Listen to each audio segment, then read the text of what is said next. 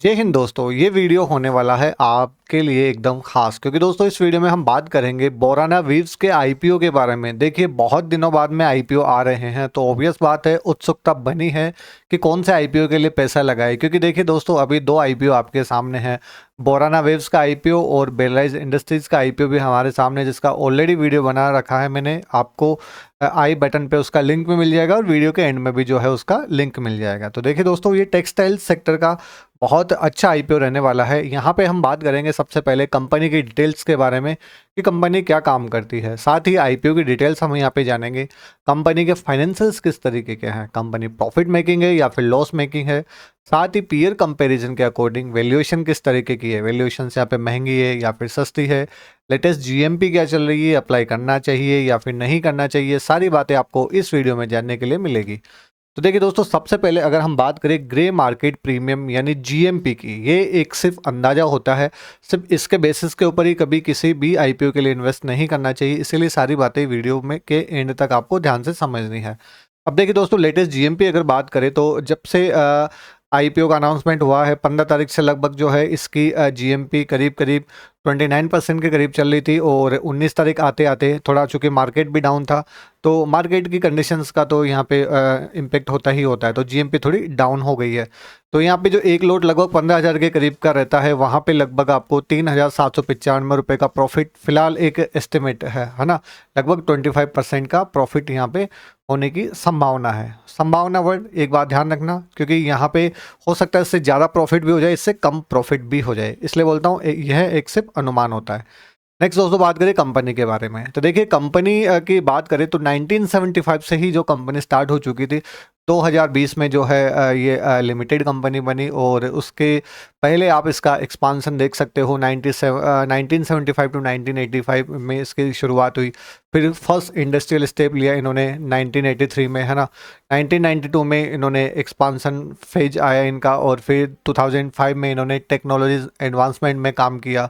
तो करीब करीब इस तरीके से कंपनी बहुत पुराने टाइम से जो है मार्केट में बनी हुई है। आप लगभग बोल सकते हो 50 साल से जो कंपनी है ये मार्केट में है।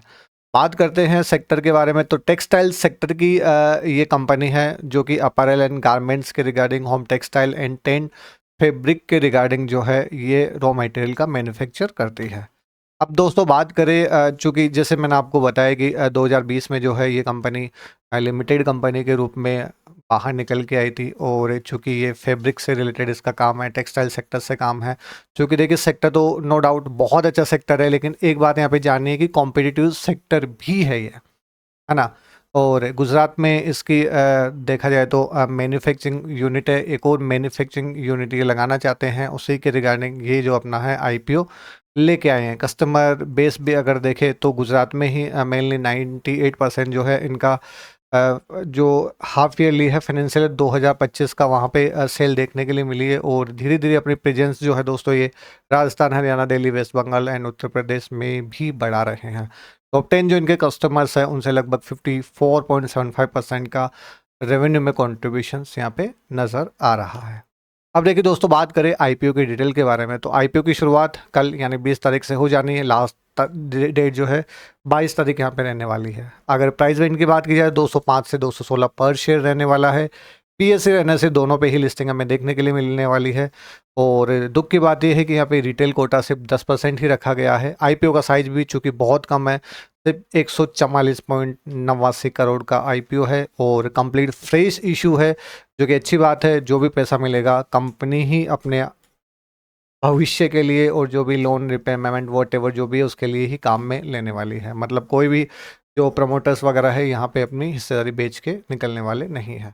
और फिलहाल प्रमोटर होल्डिंग की बात की जाए तो 87.19% का यहाँ पे प्रमोटर होल्डिंग है। आईपीओ के बाद में लगभग 75% तो प्लस यहाँ पे प्रमोटर होल्डिंग रहने वाली है। अब देखिए दोस्तों आईपीओ के अलॉटमेंट की अगर बात की जाए, देखिए 22 तारीख यहाँ पे अप्लाई करने की लास्ट डेट थी और 23 तारीख को दोस्तों यहाँ पे अलॉटमेंट आ जाएगा। जिसको अलॉटमेंट मिला होगा उसके पैसे यहाँ पे डेबिट हो जाएंगे और जिसको अलॉटमेंट नहीं मिला होगा उसका रिफंड पैसा मिल जाएगा। आईपीओ की लिस्टिंग जो है वो 27 तारीख को हो जाएगी। तो आई थिंक बेसिक डिटेल्स आपको यहाँ पे आईपीओ के रिगार्डिंग क्लियर। नेक्स्ट दोस्तों सबसे इंपॉर्टेंट होता है कंपनी के फाइनेंशियल्स। अब अगर 22 से 23, 23 से 24 और दिसंबर 24 तक का डेटा यहाँ पे दिया गया है। असेट्स आप देख सकते हो यहाँ पे लगातार साल दर साल यहाँ पे बढ़ रहे हैं, सभी फिगर यहाँ पे करोड़ में दिए गए हैं, जो कि एक प्लस पॉइंट है। रेवेन्यू अगर यहाँ पे देखो तो रेवेन्यू भी लगातार यहाँ पे जंप आ रहा है, जो कि फिर से एक प्लस पॉइंट है। और वहीं प्रॉफिट आफ्टर टैक्स की दोस्तों बात की जाए तो वो भी लगातार बढ़ रहा है। ये ध्यान देना, ये सिर्फ दिसंबर तक का ही है, तो ये मत देखना कि यहाँ पे थोड़ा सा आगे बढ़ा है, अच्छा खासा बढ़ रहा है, ठीक है। लेकिन फिर जो कंपैरिजन होता है दोस्तों, यही होता है कंप्लीट फाइनेंशियल ईयर का। वही नेटवर्थ अगर देखें कंपनी की तो बहुत बढ़िया तरीके से बढ़ रही। रिजर्व एंड सरप्लस अगर कंपनी के पास देखें तो लगातार बढ़ रहे हैं। और बोरोइंग की अगर बात की जाए तो बोरोइंग पहले बढ़ी है, फिर और बढ़ी है, फिर यहाँ पे थोड़ी हमें कम दिखाई दी है, ठीक है। तो देखिए दोस्तों, ओवरऑल अगर हम देखें तो कंपनी हमें फाइनेंशियल मजबूत नज़र आ रही है। नेक्स्ट दोस्तों बात करें बाकी के जो इसके इंपॉर्टेंट फैक्टर है, जैसे आरओई की अगर बात की जाए तो लगभग 49.45% का जो है आरओई है। आरओसी की बात की जाए तो 27% का आरओसी ही है। देखिए 20% से अधिक होता है तो अपने लिए एक डिसेंट नंबर होता है। अब इन दोनों में ज़्यादा वेरिएशन है तो कहीं ना कहीं एक कुछ ना कुछ हिडन फिगर है जो फिलहाल अपनी समझ से यहाँ पे बाहर है ना। तो बाकी अगर पेट मार्जिन देखें तो डिसेंट नंबर है यहाँ पे, लगभग 12% का यहाँ पे पेट मार्जिन है। और प्राइस टू बुक यहाँ पे 9.09 का है। तो कंपनी के फाइनेंशियल वाइज तो देखिए कंपनी बहुत बढ़िया है, कोई दिक्कत नहीं। और काफ़ी पुराने टाइम से जो है कंपनी मार्केट में है। और सबसे इम्पोर्टेंट बात कि जो ये पैसा ले रही है आईपीओ के थ्रू, वो न्यू मैन्युफैक्चरिंग यूनिट के लिए ही जो है ये पैसा है वो काम में लेने वाली है। और बाकी जो है कुछ अपना वर्किंग कैपिटल रिक्वायरमेंट के लिए इनको ये पैसा काम में आने वाला है। तो ठीक है, बिल्कुल एक सही तरीके से देखा जाए तो आईपीओ मार्केट में आ रहा है।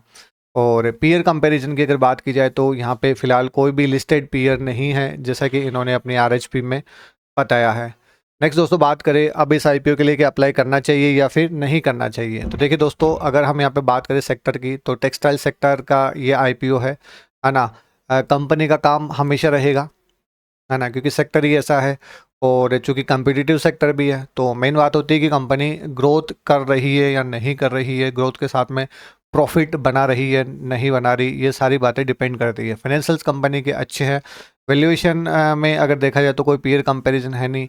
और जीएमपी अगर देखें तो 25% के करीब जो जीएमपी चल रही फिलहाल। तो सभी फैक्टर यहाँ पे हमें पॉजिटिव ही नज़र आ रहे हैं। बाकी देखिए किसी भी चीज़ की कोई भी गारंटी नहीं है यहाँ पे, हो सकता है हमें लिस्टिंग एंड मिल भी जाए, हो सके ना भी मिल जाए। लेकिन ओवरऑल अगर देखें तो लॉन्ग टर्म के हिसाब से ये ठीक ठीक नज़र आ रहा है।